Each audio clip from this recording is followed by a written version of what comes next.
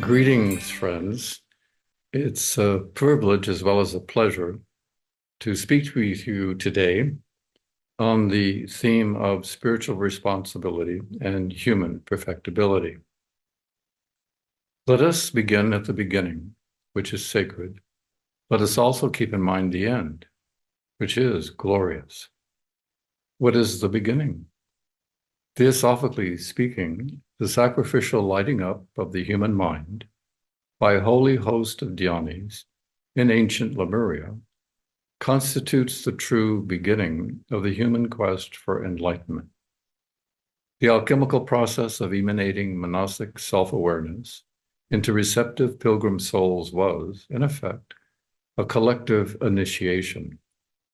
The illumination of the human mind brought with it self-consciousness, spiritual knowledge, and spontaneous acts of intelligent benevolence. Clearly, the dawning of monastic self-awareness was an initial blessing to all human souls. They felt overwhelming gratitude to the illustrious host who lit them up, and an unbounded reverence to those sons of the fire who instructed them on the ultimate end of spiritual evolution, the conscious realization of the glorious state of adeptship by all, a state of self-mastery, compassion, and spiritual wisdom beyond compare.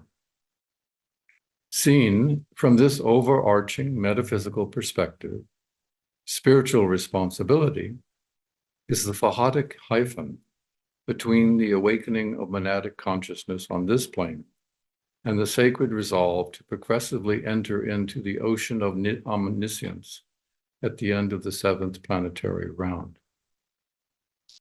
Understandably, the mental posture of self-accountability for the inward purity of our motive, the beneficent use of our knowledge, and the unshakable courage to accept the consequences of our actions is crucial at every stage of the spiraling involutionary and evolutionary processes. As students of the secret doctrine, we know that many souls misuse the intuitive powers of the third eye in Atlantis, and subsequently lost the power to clearly perceive the path of wise and benevolent action. The loss of spiritual knowledge through pride and perversity precipitated the withdrawal of the mystery fires, so vital to human regeneration. Because of the general absence of spiritual vision and the precipitous consolidation of egotistical consciousness, the sacrificial descent of Buddhas of compassion and of avatars become all the more vital to human regeneration.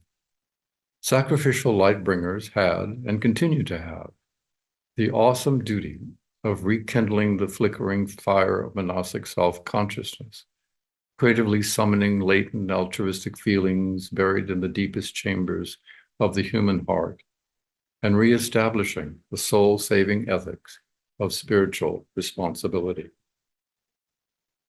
Coming to our modern complex world in Kali Yuga, the concept of responsibility seems to have several meanings, but its predominant one is moral responsibility. The latter holds that we are accountable for our intentions, actions, and their determinate consequences.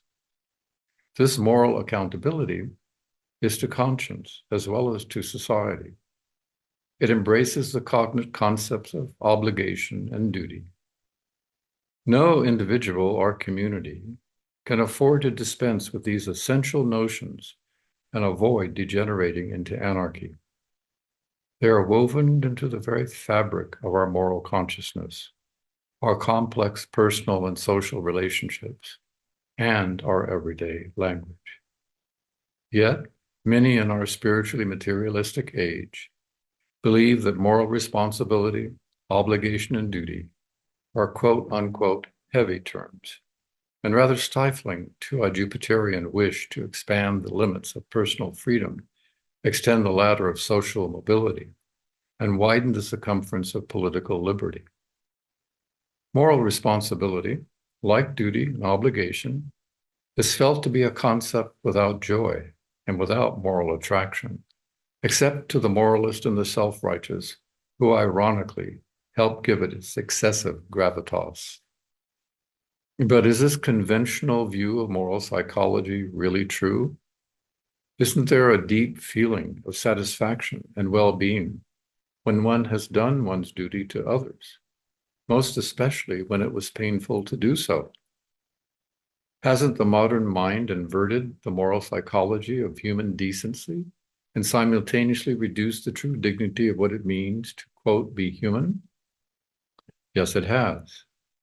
In reality, contemporary man does not much care for anything that puts limits on the opportunity to fulfill personal desires.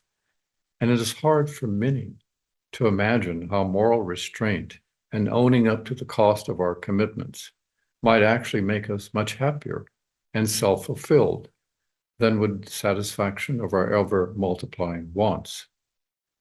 To put this differently, few secularists or pleasure-seeking utilitarians would willingly accept Gandhi's belief, put in religious language, that the devil frees us in order to bind us, while God binds us in order to free us. In truth, Gandhi is right on both accounts. However, before turning to a metaphysically richer concept of moral responsibility and its relationship to Christ's dictum, "Be therefore perfect, even as your Father in heaven is perfect," it is important to grasp the fact that all concepts of human responsibility assume that we are free agents. Our intentions and our actions are not predetermined by either genetics, culture, psychological afflictions, or our environment. We are self-aware, rational, and moral agents. We can rationally think and reflect, deliberate and discuss, debate and decide what we ought to do. We can, in principle, freely assign value and priority to all that we and others do. We can, in a word, choose among rationally conceived and morally appropriate alternatives. What is more, we recognize that all moral choices have consequences, some intended and many not. Regardless of intentions, we are accountable for the effects of what we do, as well as for the acts themselves.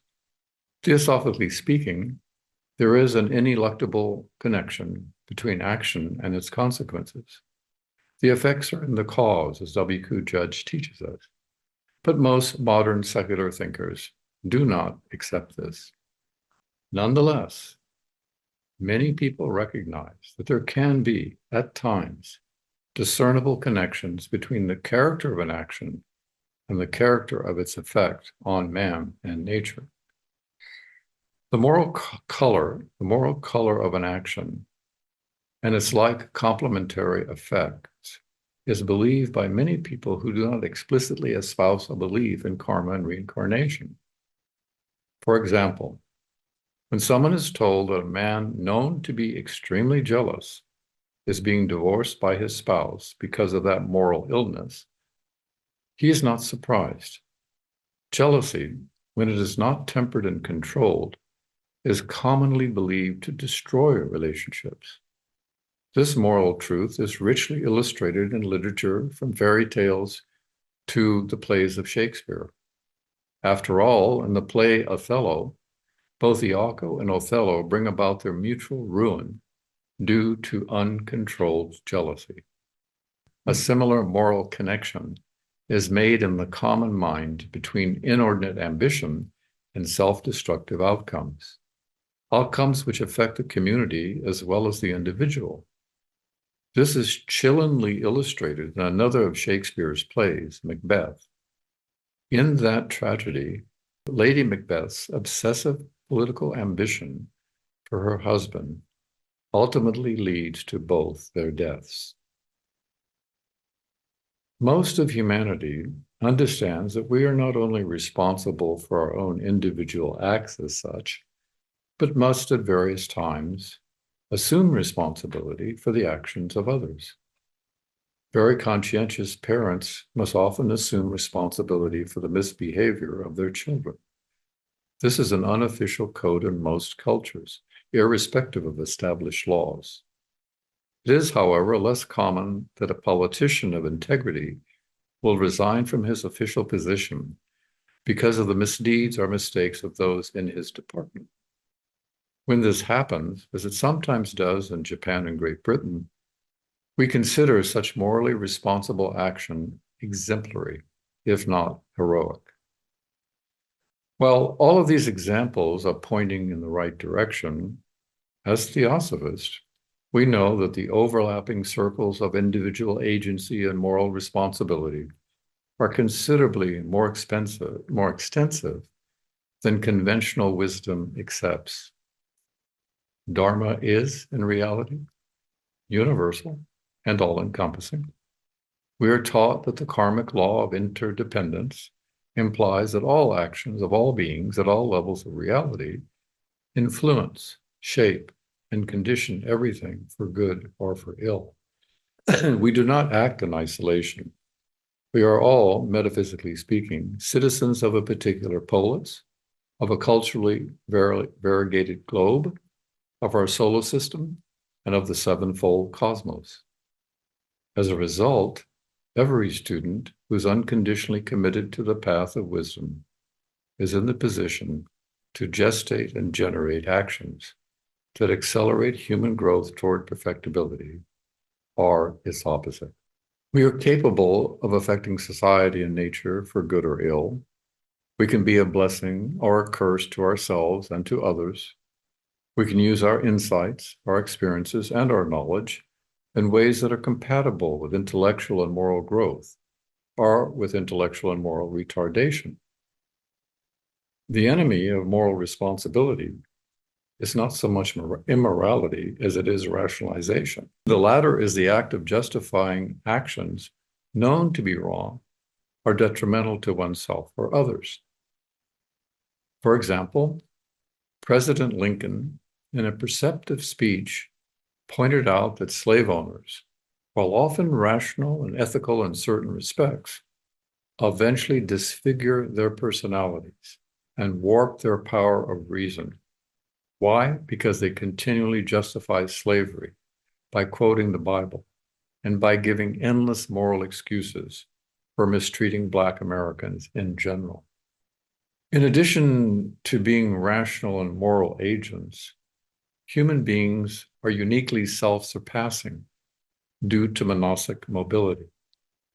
We are therefore capable of appropriate acts of self-correction and atonement without guilt.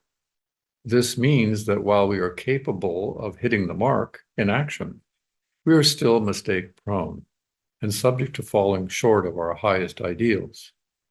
For this reason, to err is indeed human, but to cheerfully correct is truly divine. As we might sense, spiritual responsibility rests upon the more demanding assumption that all human beings are immortal souls, creatively engaged in a divine pilgrimage for self-realization over myriads of lifetimes, all under the self-regulating law of universal justice. This expansive concept of responsibility includes the whole person, the entirety of the sevenfold individual. Spiritual responsibility, then, is not just a matter of observing conventional virtues, of adhering to exacting moral codes, of deferring to inherited cultural mores, or of conforming to statutory laws. It potentially includes all of these and more. It embraces the inner man, his sublimest thoughts, finest feelings, and most selfless desires, as well as his conforming personal and social conduct. The recognition that we are rational and moral agents of a higher ontological order is integral to the profound, enigmatic process of individuation, of gaining spiritual insights and consciously cooperating with the altruistic dictates of the inner ruler in its Promethean quest to alleviate human ignorance and suffering. In classical Hinduism, For example, the third and most pivotal of the four aims in life is Dharma, what we might call moral responsibility or moral self-regulation. Dharma is bound up with ancient teachings on right living in its most comprehensive sense. Therefore, when fundamental moral rules are consistently observed in all relationships and in every stage of life, then Dharma is sustaining not only the individual and the community, but the cosmos as well. It regulates and goes beyond pleasure and wealth, aims 1 and 2 respectively. It is vital to the life cycle because moral self-regulation is key to the possibility of realizing nirvana, or nirvanic bliss, the fourth aim in this life. Thus, the deepest spiritual ananda, our ineffable joy, and the greatest ontological wealth can only be gained through cultivating the most human of all qualities, moral responsibility, or our self-chosen duty to man and to the cosmos. The challenge for us as Theosophists is that we cannot act responsibly in this richer metaphysical sense unless we dare to see ourselves in larger terms. To feel ourselves responsible and responsive to all that lives and breathes, we must engage in perhaps the greatest Dharma of all. That is, we must be willing to plumb the depths of the metapsychological question, quote, "Who am I?" unquote. We must patiently inch our way beyond mere intellectual formulations or conceptual clarity, as valuable as they are. What we might ask is involved in our reconceptualizing ourselves, such that we could periodically negate and even transcend our circumscribed personality for the sake of lokasangraha, our universal uplift. If we were truly able, like Shiva Nataraj, to put the demon of the separative animal self under our foot, we could quite possibly measure up to Gandhi's gold standard of morally responsible action. Namely, learning to reduce our ego to a zero, when and where it is most needed to enact the uncommon good. In Gandhian terms, the courage to reduce the ego to a cipher at will is crucial in a universe in which human beings are either sinking or soaring, spiraling upward or spiraling downward. Meditation, self-study, and responsible action may be the triadic, talismanic keys to radical self-transformation and its reciprocal correlate, social uplift.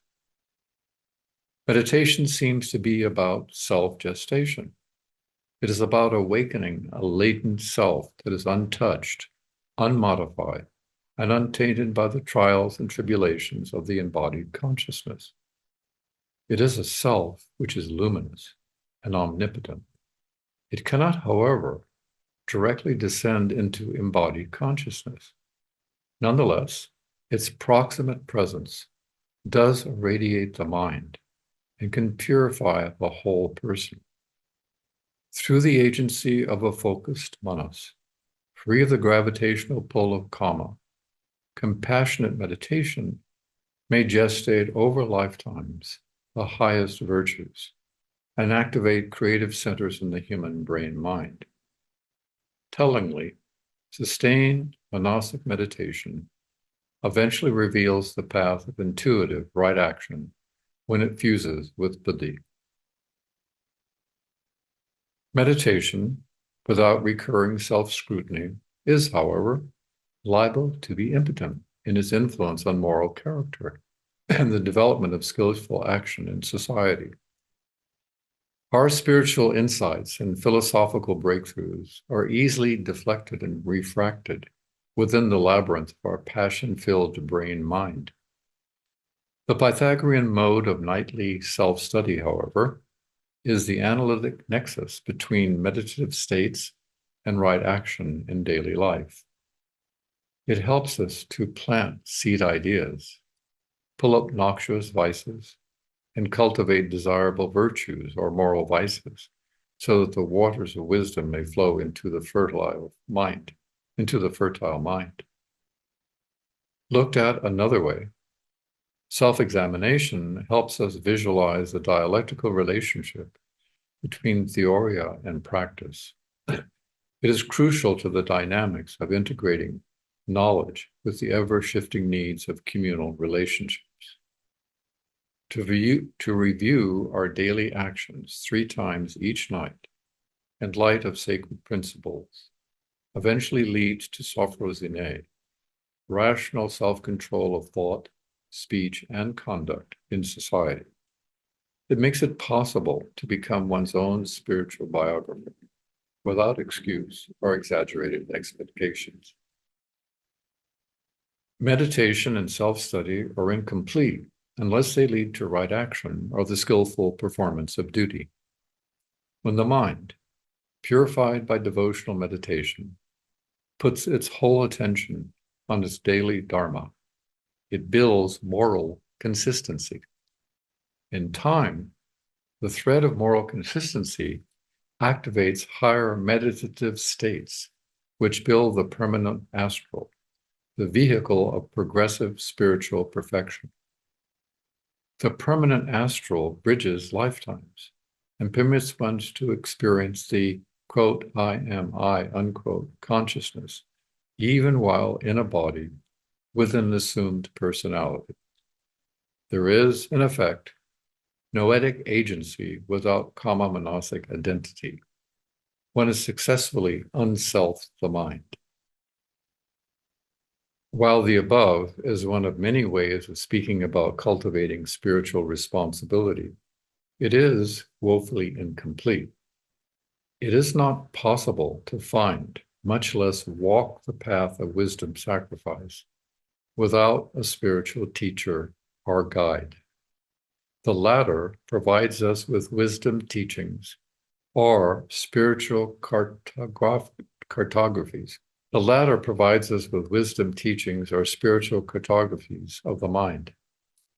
But what is more, a guru prepares us for the trials passing speech, referred to in the voice. He necessarily aids us in ways invisible, but merited. He does so on planes of consciousness beyond our immediate awareness, including deep sleep. The guru-chela relationship is said to be the paradigm of all human relationships and the sublimest form of mutual spiritual responsibility. It holds forth the possibility of a mental second birth that supersedes ordinary birth in a physical vesture. A second mental spiritual birth means that regardless of one's actual stage of life, one is now inwardly a sannyasi, a homeless wanderer who has transcended name and form. Such a being resides in the state of Soham, I am he. His consciousness is fused with the Guru's, which is said to be attuned to the Logos. His consciousness has become radiant, impersonal, compassionate, and drenched in the elixir of mental devotion to one's Ishta Guru, who assumed the awesome obligation of being one's guide and adjuster on the steep path to enlightened service. And like Shantideva, the grateful and responsible Chela may become, in time, an active member of the Buddha family, who engages in bodhisattva training and the sovereign dialectic of divine wisdom and compassionate service, the magic of Buddha Yoga. In conclusion, we might say that we all live in a cosmos of interlaced intelligences, of different orders of consciousness, mind, and matter. We're never really alone. We affect man and nature with every breath that we take. Conversely, we are all influenced by the actions of multitudinous denizens of the swirling worlds within and without us. Under the law of harmony, all our actions and reactions emanate influences that impress themselves on man and the cosmos. Thus, as we learn the law of harmony through meditation, self-study, and loving deeds, we increasingly assume responsibility for the acts and conditions of others. We consciously refuse to separate ourselves from them. We spontaneously identify with the suffering and deprivation of others, especially those members of the human family who are without, quote, a teacher, hope, or consolation, unquote. In this more comprehensive view of responsibility, we are required to restrain our excuse-making, cowardly, pushy self and become heroic agents of the inner man, which itself is inseparable from the brotherhood of bodhisattvas, who live on the exalted planes of logoic ideation. In a word, we are obliged to increasingly forget ourselves as we quietly enter into the spacious domain of selfless, responsible service. Thank you.